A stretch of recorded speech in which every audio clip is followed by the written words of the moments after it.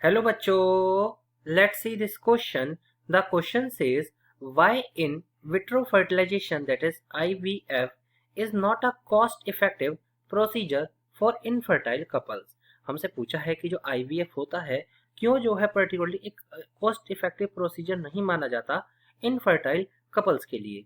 तो चलिए स्टार्ट करते हैं अपने की कॉन्सेप्ट के साथ और चीज़ों को यहाँ समझने की कोशिश करते हैं। सबसे पहले जानते हैं पर्टिकुलरली IVF होता क्या है, जिसे हम इन विट्रो फर्टिलाइजेशन भी कहते हैं। जैसे कि नाम से ही हमें यहाँ पे पता चल रहा है कि एक तरीके का ये फर्टिलाइजेशन होता है, दैट इज अ फर्टिलाइजेशन जिसमें पर्टिकुलरली होता क्या है, एक फर्टिलाइजेशन करा जाता है। Fertilization is done by generally by fusing, that is by fusing ovum. Ovum को फ्यूज करके फ्रॉम द फीमेल डोनर में से ओवम को लेके, that is from the female donor and sperm from male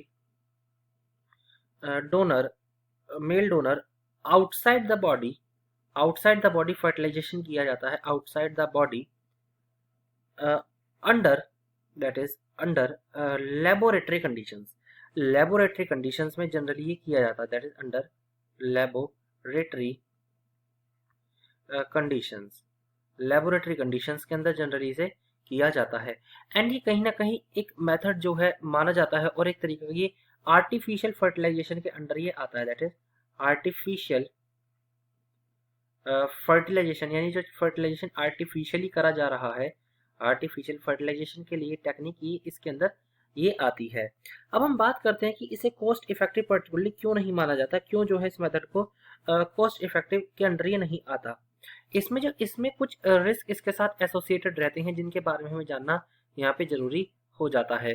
अगर हम यहाँ पे रिस्क की बात करते हैं तो पर्टिकुलर रिस्क जो इसमें दिखते हैं, पर्टिकुलरली इसमें जो हमें दिखता है रिस्क आता है, रिस्क ऑफ मल्टीपल बर्थ का रिस्क हमें देखने को मिलता है, risk of multiple birth if more than one embryo, अगर एक से ज्यादा embryo, that is if more than one embryo, यानी एक से ज्यादा embryo is transfer to uterus. अगर एक से ज्यादा पर्टिकुलरली हमें यहाँ पे एम्ब्रियो चला जाता है तो उसमें क्या होता है, पर्टिकुलरली एक से ज्यादा एम्ब्रियो ट्रांसफर हो जाता है जिससे कि मल्टीपल बर्थ का चांस जो है वो बढ़ जाता है। एंड कई बार इसमें प्री मैच्योर डिलीवरी भी देखने को मिलती है, प्री मैच्योर डिलीवरी भी इसमें कहीं ना कहीं हमें देखने को मिलती है। तो दैट्स वाई जो है ये थोड़ा हार्मफुल ये देखने को हमें मिलता है। तो हमने यहाँ पे आईवीएफ के बारे में जाना और क्यों ये इंपॉर्टेंट नहीं है, क्यों ये कॉस्ट इफेक्टिव नहीं है, इसके बारे में समझा। I hope you understood it well. Best of luck.